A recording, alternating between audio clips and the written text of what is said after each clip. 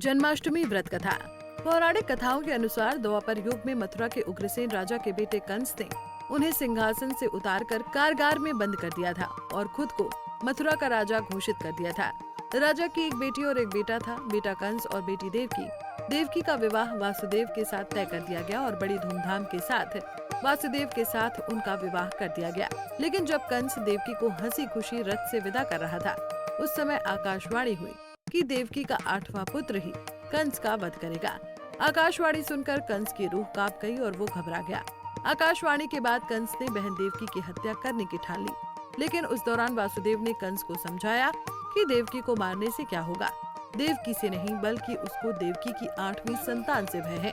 वासुदेव ने कंस को सलाह दी कि जब हमारी 8वीं संतान होगी तो हम आपको सौंप देंगे और आप उसे मार देना।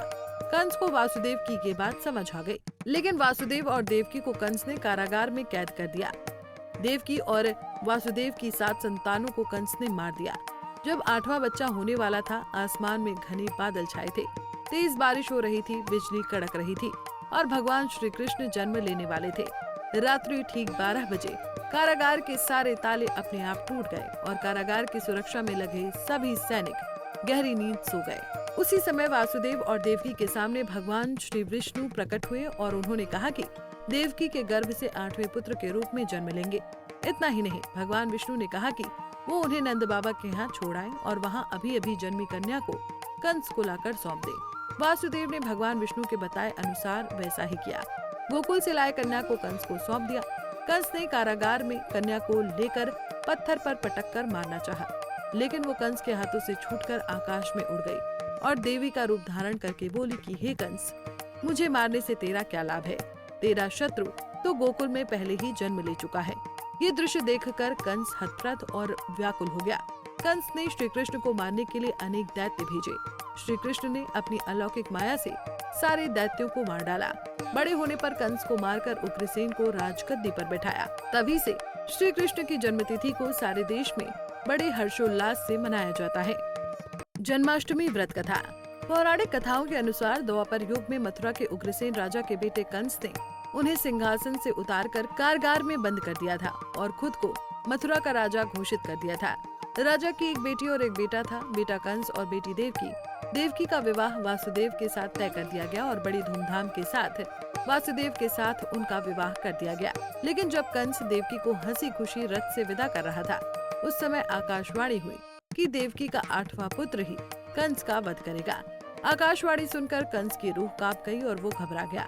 आकाशवाणी के बाद कंस ने बहन देवकी की हत्या करने की ठान ली, लेकिन उस दौरान वासुदेव ने कंस को समझाया कि देवकी को मारने से क्या होगा। देवकी से नहीं बल्कि उसको देवकी की 8वीं संतान से भय है। वासुदेव ने कंस को सलाह दी कि जब हमारी 8वीं संतान होगी तो हम आपको सौंप देंगे और आप उसे मार देना। कंस को वासुदेव की ये बात समझ आ गई, लेकिन वासुदेव और देवकी को कंस ने कारागार में कैद कर दिया। देवकी और वासुदेव की 7 संतानों को कंस ने मार दिया। जब 8वां बच्चा होने वाला था, आसमान में घने बादल छाए थे, तेज बारिश हो रही थी, बिजली कड़क रही थी और भगवान श्री कृष्ण जन्म लेने वाले थे।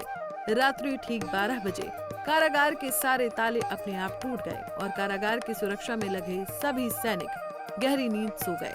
उसी समय वासुदेव और देवकी के सामने भगवान श्री विष्णु प्रकट हुए और उन्होंने कहा कि देवकी के गर्भ से 8वें पुत्र के रूप में जन्म लेंगे।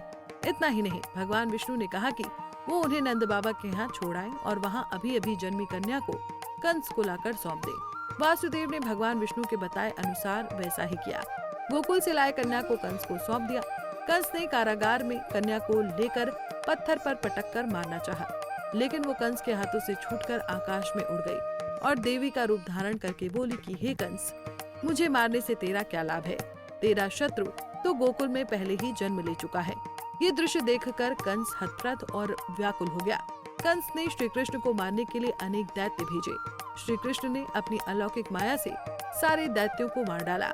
बड़े होने पर कंस को मारकर उग्रसेन को राजगद्दी पर बैठाया। तभी से श्री कृष्ण की जन्मतिथि को सारे देश में बड़े हर्षोल्लास से मनाया जाता है।